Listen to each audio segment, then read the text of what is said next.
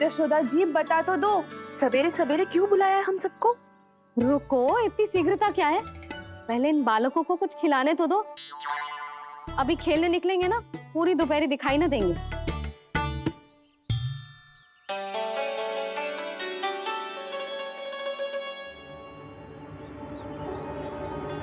मैया देखो ना, कैसे अपने आभूषणों का दिखावा कर रही है जी सुलोचना। चिंता मत कर बहू, शीघ्र ही हम इससे अधिक आभूषण और इससे अधिक उत्तम वस्त्र पहन के घूमेंगे। ये देखो, तुम दोनों के लिए क्या बनाओ है मैंने। पूरे गोकुल में प्रसिद्ध मेरे पेड़े। चलो लो। यशोदा, ये तो बहुत सारे हैं। हाँ जशोदा जी, इतने सारे तो मैं भी ना खा पाऊं। क्यों दृष्टि लगा रही हो सुलक्षणा? बढ़ती आयु के बालक हैं, खाने दो इन्हें। तुम सब कछु मत सुनना, जी भर के खाओ। देखा ना?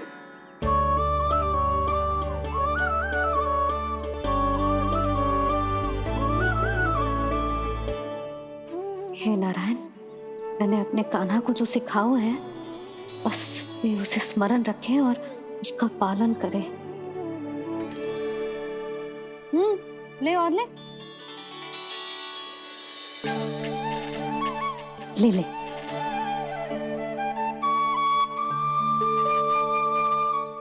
आज तो एक के बाद एक पेड़ मिल रहे हैं, वो भी बिना रोक टोक के। मैया दो के बाद तीसरी मिठाई बड़ी कठिनाई से खाने देती है, पर आज सादा लाड पेड़ों के माध्यम से जिता रही है। कछु तो रहस्य है। प्रभु, क्या आप भी वही सोच रहे हैं जो मैं सोच रही हूँ? कोई परीक्षा तो नहीं ले रही है ये? किस सोच में पड़ गए तुम दोनों?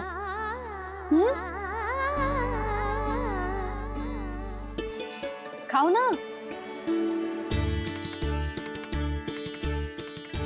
जब तक पेट और मन दोनों ना भर जाए, तब तक खाओ।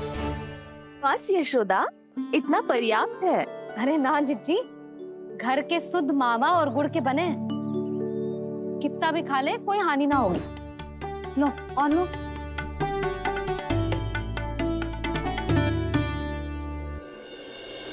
प्रभु, परीक्षा ही है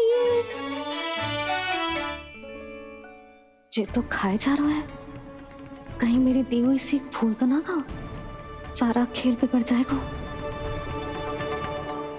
सदैव स्मरण रखियो लल्ला, लोग बहुत भयानक होते हैं, बहुत भयंकर। जो एक बार हमारे मन में प्रवेश करके हमें भीतर से ही जकड़ लेते हैं, इसके कारण हम अधिक से अधिक और अधिक से अधिक पाने की इच्छा करने लगते हैं। क्या हुआ कान्हा, रुक क्यों गए?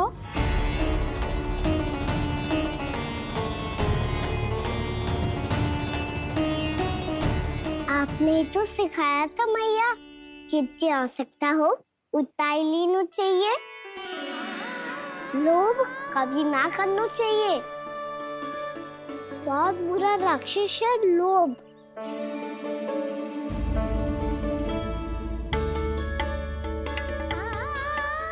बुरा और खाने में कोई बुराई ना है कान्हा, ले ले।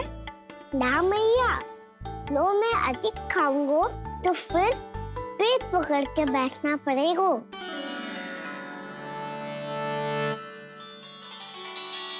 हाँ, मेरा भी पेट भर गया। कान्हा सही कह रहा है छोटी माँ, लोग बहुत भयानक राक्षस है। जो भी लोग के चक्कर में पड़ेगो वो बहुत बुरा फंसेगो। अच्छा जाओ, जाके खेलो तुम दोनों। मैया, ये पेड़ अपने सखाओं के लिए भी ले जाऊं मैं? हाँ लल्ला, ले जा अवश्य।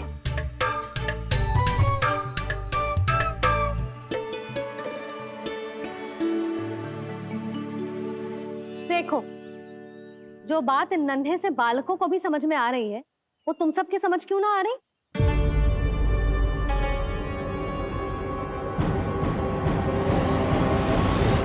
कि स्वाद के लोभ में उसका स्वास्थ्य न बिगड़ जाए। और उज्जवल, जब भरी दोपहरी में बाहर खेलने का हट करतो है तो तू उसे मना क्यों करती है? इसीलिए ना कि खेल के लोभ में उसे लू ना लग जाए। हाँ, और पुराण पढ़ना तो अच्छी बात है ना। तो श्री रामा जब रात में दीप के प्रकाश में पुराण की कथाएं पढ़ना चाहते है तो क्यों मना करती है उसे बता। ताकि कथाओं के लोभ में उसकी दृष्टि खराब ना हो जाए जीजी। तो इसका अर्थ तो यही है ना कि लोभ चाहे पेड़ों का हो, चाहे पुराण की कथाओं का हो, या फिर अधिक धन अर्जित करने का हो, लोभ सदैव हानिकारक ही होता है। जे बात तुम ही सब ना समझोगी तो अपने बालकों को कैसे समझाओगी? बोलो। हम सबकी मैया यहाँ क्यों आई है? डांट पड़ी क्या? चौरी विद्या प्रसारण टोली के बारे में सबको पता चल गो क्या? चिंता के चने चबाना छोड़ो और ये पेड़े खाओ। भीतर और भी गंभीर समस्या पे चर्चा चल रही है। कैसी समस्या? लोग की भयानक राक्षस की समस्या। व्यापारी जी, नंद जी ने कल सभा बुलाई थी और आज रानी यशोदा जी ने सारी स्त्रियों को अपने घर पे बुलाया है। तो आपको नहीं लगता कि हमें कुछ करना चाहिए? करना तो चाहिए गुप्तचर। सबसे पहले हमें हाट जाकर गोकुल वासियों की प्रतीक्षा करनी चाहिए। सूर्यास्त से पहले वो सारे मूर्ख वहां आने वाले हैं। मेरे सामने नारायण के नाम का प्रण ले ले। उन्हें चाहे कोई भी कितना भी समझा ले बुझा ले, उससे कोई अंतर नहीं पड़ेगा गुप्तचर। हमारा वास्तविक धन क्या है? दूध, घी, दही, माखन, यही ना? हाँ, तो श्री नारायण की कृपा से तो हमारे पास इसकी कोई कमी ही ना है। तो हम सब तो पहले से ही धनवान हुए ना। तो फिर जे गोधन अपने परिवार और संतान में बांटने के बाद जो भी बचतो है वो तो हाट में बिखी जातो है ना। तो फिर मथुरा के किसी अपरिचित व्यापारी के साथ माथा फोड़ने की क्या आवश्यकता है? जशोदा जी, हम आपकी और नंदराज की चिंता समझते, पर इसकी कोई आवश्यकता ना है। कुछ उल्टा सीधा नहीं करेंगे हम। विश्वास रखो जशोदा, हम जो कुछ करेंगे समझदारी से करेंगे। लोभ में आके कोई निर्णय नहीं लेंगे हम लोग, है ना? हाँ। अच्छा, अब चलती हूँ। बुलावे की सूचना पाके सब कार्य ऐसे ही छोड़कर आ गई थी।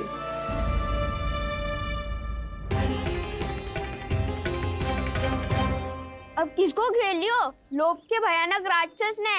ये तो तभी पता चलेगा जब वो सब बाहर आएंगी। तब तो सबको बहुत ध्यान से देखना पड़ेगा।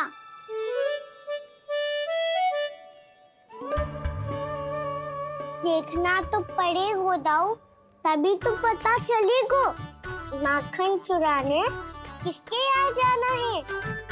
नाना,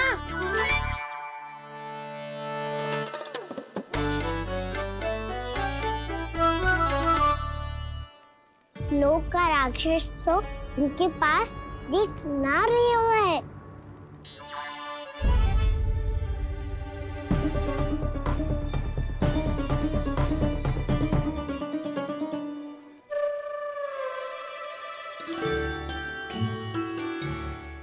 नारायण का बहुत बहुत धन्यवाद। कान्हा, मेरी मैया को घेर रहे है क्या उस राक्षस ने? यशोदा भाभी और नंद भैया कितने चिंतित थे ना। पक्का कछु ना कछु कारण तो अवश्य होगा। हाँ, मुझे भी सच लग रहा है कि धनवान बनने के चक्कर में मैं तनिक ज्यादा ही लोभ में पड़ गई थी। नहीं, बस गए। और मेरी मैया दादी, उनका क्या गाना? बहू, सुलक्षणा की जैसे ढेर सारा धन कमाने के चक्कर में लोभ में तो ना आ रहे ना हम। हे नारायण, बहुत कृपा है आपकी। लगता है लोभ का राक्षस किसी को अपनी चपेट में नहीं ले पाया। लेता भी कैसे दाऊ? मेरी मैया ने जो समझायो है। क्या लगता है यशोदा, इन्हें समझ आया होगा? आशा तो यही है, और अब भी ना समझी तो फिर तो नारायण भी ना समझा सकते। यहाँ जानो और माखन, आज कोई माखन चोरी नहीं होगी।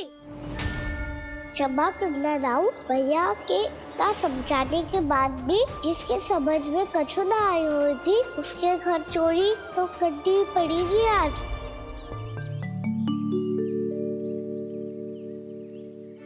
व्यापारी जी, सारी स्त्रियां एक साथ यहीं आ रही हैं।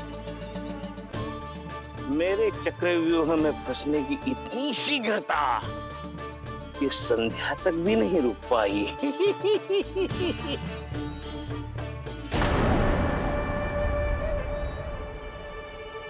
पर ये आपके तरफ ध्यान क्यों नहीं दे रही हैं?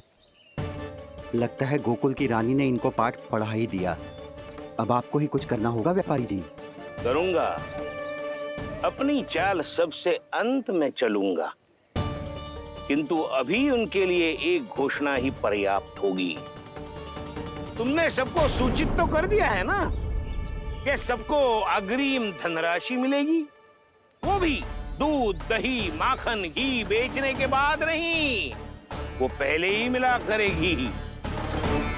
वो भी केवल एक दिन की नहीं, पूरे सप्ताह की। मैं बिल्कुल सही कह रही थी। जशोदा जी और नंदराज व्यर्थ ही चिंता कर रहे थे। यदि इन व्यापारी जी के मन में कोई मैल होता तो जी अग्रिम धनराशि थोड़ी ना देते। बात तो तुम सही कह रही हो सुलक्षणा।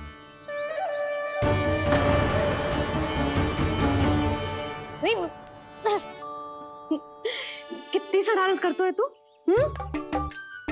काजल लगाने दे मुझे। भैया पहले मुकुट लगाओ ना।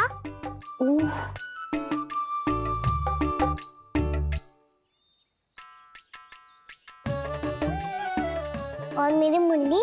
हाँ हाँ रुक जा, ये ले, बस होगा प्रसन्न। भैया मैं ना चाहता मैं ऐसे फिर से भूल जाऊं, नहीं तो कड़ी धूप में इसे लेने वापस लौटना पड़ता है।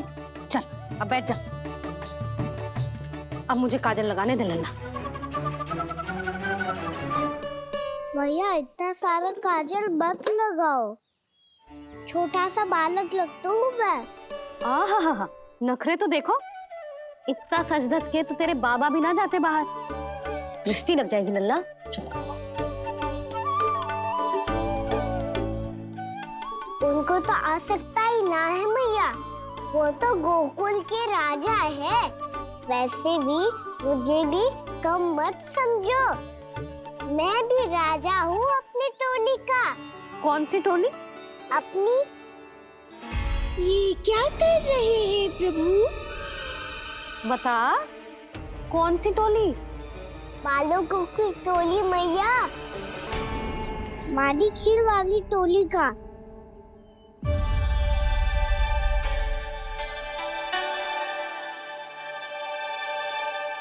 क्या हुआ जी? देखो जी, आप इतनी चिंता मत ही करो। आप गोकुल के राजा हो और जे बालकों की टोली का राजा है, तो मैं भी जसोदा हूँ, मैं कोई कम थोड़े ना हूँ। मैं भी गोकुल के स्त्रियों की रानी हूँ। मैंने सबको समझाओ है, सब समझ गई हैं। उपनंद भैया से बात करके आ रहा हूँ अभी अभी। पता चलो है कि उस व्यापारी ने अग्रिम राशि का लोभ दिया है सबको। मुझे ना लगता तुम्हारे समझाने का कोई लाभ हो। अभी तो ये सब समझ के गई, बोल के भी गई कि अब उस व्यापारी के फेर में ना फंसेंगी। इतनी शीघ्र पलट गई, इन सब में अपनी बुद्धि ना है क्या? जब कोई विकार मन में बस जाता है ना यशोदा, तो सूझबूझ सब समाप्त हो जाती। तो मुझे ही कच्चू करना पड़ेगा।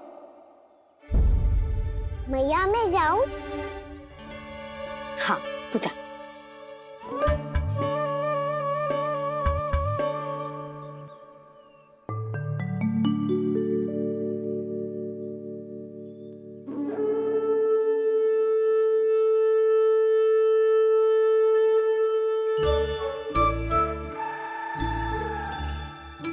बहुत बड़ी समस्या हो गई है सखाओ।